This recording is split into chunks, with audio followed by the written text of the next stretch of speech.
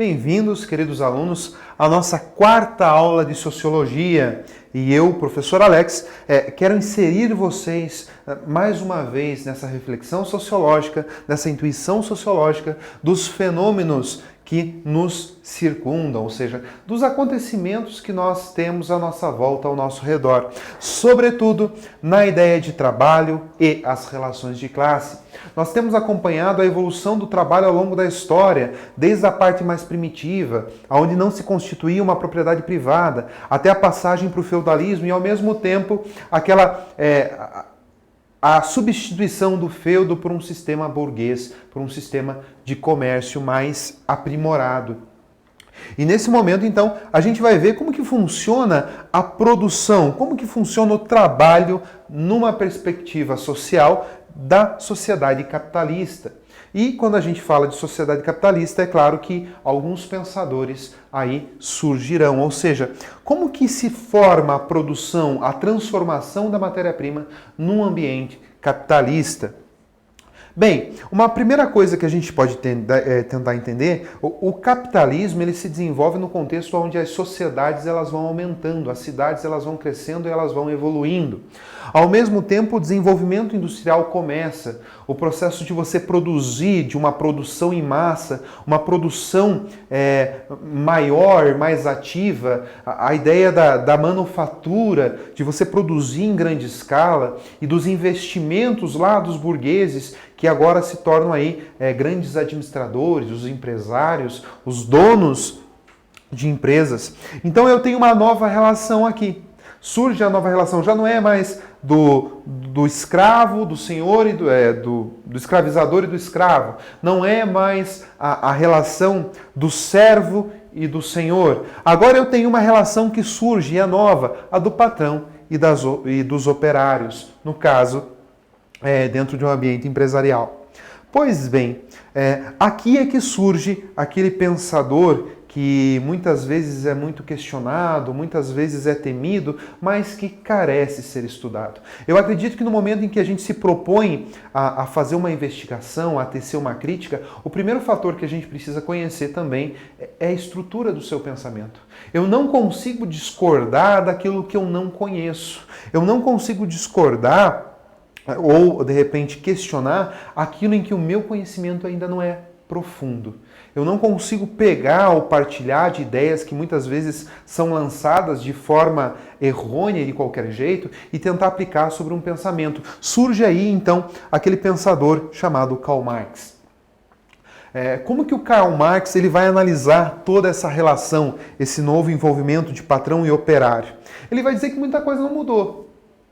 Porque se lá no sistema feudalista eu tinha o senhor e eu tinha o servo, aonde o servo, por meio da corveia, trocava o seu trabalho por proteção militar e por um abrigo, aqui ele vai dizer que acontece a mesma coisa. Por quê? Ele começa a perceber que os operários dispunham de uma única coisa. A única coisa que eles tinham eram os seus corpos e o seu trabalho. E era isso que eles trocavam com os patrões para que eles pudessem também sobreviver.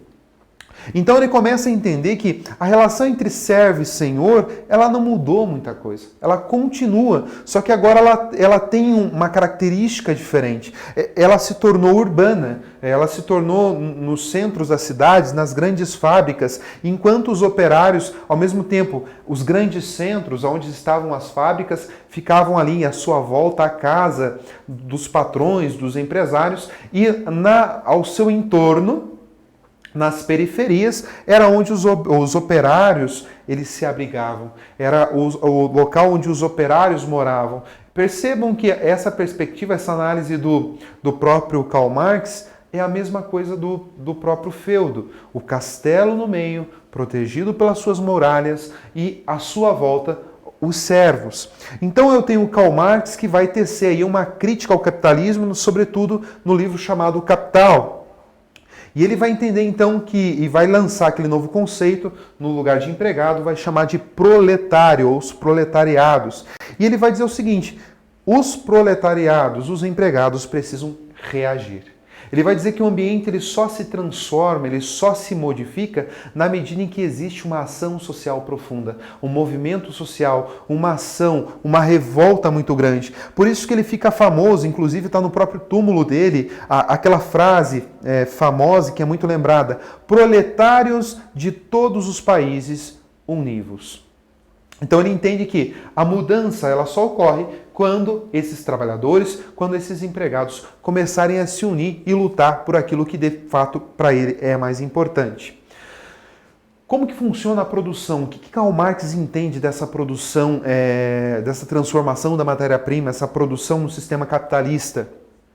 Ele vai lançar um conceito bem importante que eu sugiro que vocês se aprofundem mais, estudem, pesquisem. Ela vai aparecer em vestibular para vocês com toda certeza. A ideia da mais-valia. A ideia da mais-valia, ela tem dois pressupostos. Ela pode ser a relativa ou a absoluta. Ou seja, o funcionário entrega ao seu patrão a única coisa que ele consegue vender, ou seja, é o seu trabalho. O funcionário vende ao seu patrão o seu trabalho. E aqui ele começa, então, o patrão ele pode agir de duas formas. De uma forma da mais-valia relativa e da mais-valia absoluta. O que é a mais-valia relativa? É quando o patrão ele aumenta a capacidade de produção da sua fábrica pagando o mesmo para o funcionário. Ou seja, ele vai colocar as máquinas para trabalhar mais rápido, vai exigir uma produção maior no mesmo período de tempo. Ou seja, o funcionário vai produzir mais no mesmo tempo. Ou ao mesmo tempo ela pode ser, ou depois ela pode ser também absoluta. É quando eu aumento a jornada do trabalho do meu funcionário, ele continua produzindo no seu ritmo, só que ele produz mais, sempre pagando a mesma coisa. E é aqui que se estabelece uma crítica do Marx. O fato dos grandes empresários, dos patrões, serem os detentores dos meios de produção, o dono das máquinas e das fábricas, nunca vai tirar o empregado da sua posição. Sempre vai colocar o empregado numa atitude de submisso, de alguém que não tem escolha, precisa aceitar aquilo. Então vejam, se a gente faz uma análise que o Marx vai trazendo para a gente também, talvez aquilo que o funcionário produza durante o seu dia supere infinitas vezes o salário que ele ganha durante o seu mês. Ou seja, ele produz muito e não partilha daquele todo. É só a gente imaginar, será que o funcionário que hoje coloca as rodas em um carro dentro de uma fábrica, no final do mês, ele teria condições para comprar o próprio carro que ele produziu? Para o Marx, ele acha que isso é impossível, não consegue, porque na verdade esses funcionários eles recebem uma pequena parcela de tudo aquilo que eles produzem. Então nós temos aqui a ideia de que o patrão detém os meios de produção e isso anula com que os proletariados, com que os empregados possam evoluir, possam se desenvolver. E o empregado ele fica naquele aspecto negativo de simplesmente vender e se torna refém daquilo que o seu patrão tem a oferecer.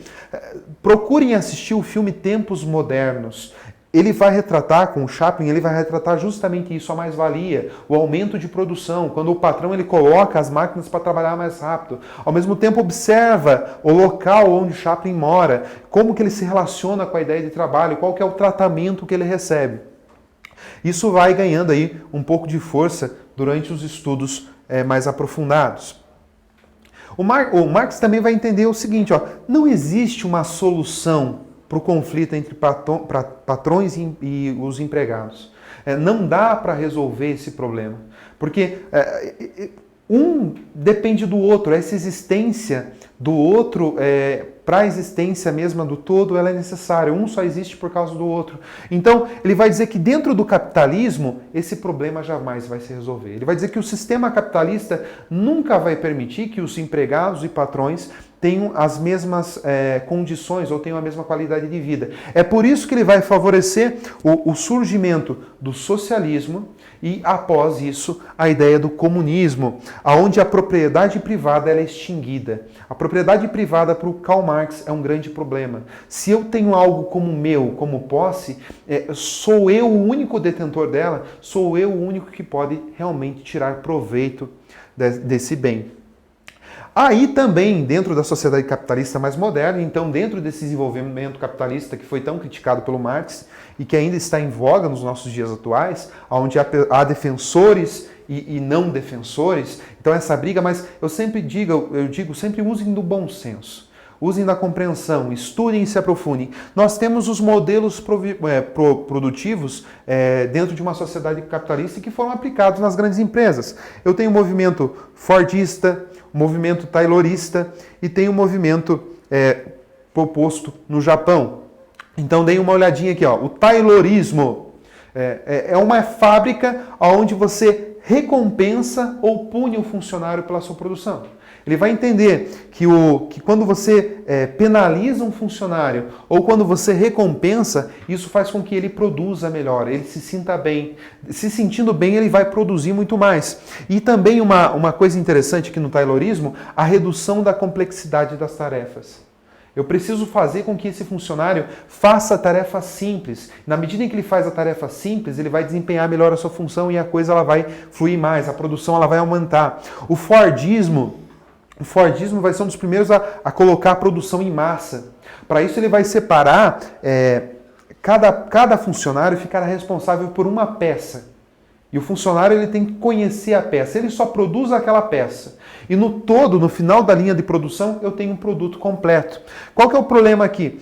Ao mesmo tempo que eu reduzo o custo, essa divisão de tarefas ela vai gerar um probleminha, que nós veremos depois. E ao mesmo tempo, nós temos aqui o toyotismo, que é colocado lá no Japão, é o que a gente chama de pós-fordista.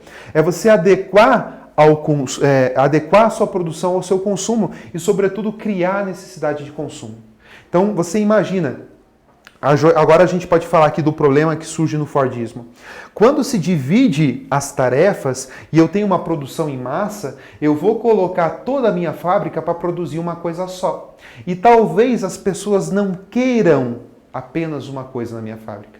Talvez elas queiram algo diferente. Isso gera um problema, porque os meus estoques ficam cheios e eu não sei se as pessoas elas vão consumir esse produto. Ao mesmo tempo, aqui no toyotismo, eu adequo a minha produção àquilo que está sendo consumido.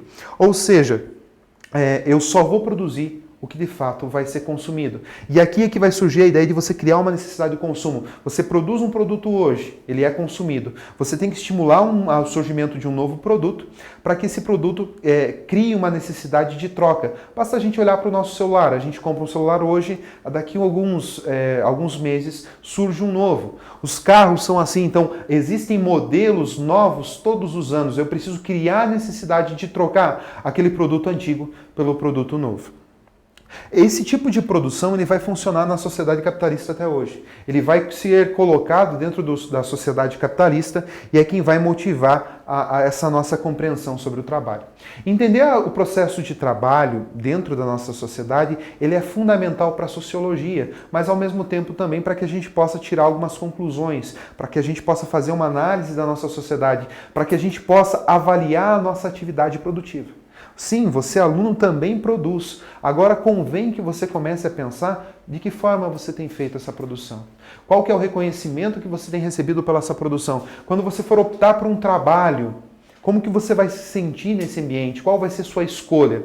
Por isso que eu quero deixar aqui para vocês também para um aprofundamento mais adequado às nossas atividades de casa. Então leiam o texto da atividade da página 60. Façam o texto, a leitura do texto e façam a atividade da página 60. Exercitem o nosso conhecimento através das atividades complementares A1, A2, A3 e A4 da página 63 e, sobretudo, o acesso à nossa plataforma. A prática da plataforma, o acesso da plataforma, enobrece os nossos estudos e faz com que vocês avancem naquilo que é mais essencial. Obrigado e até a próxima.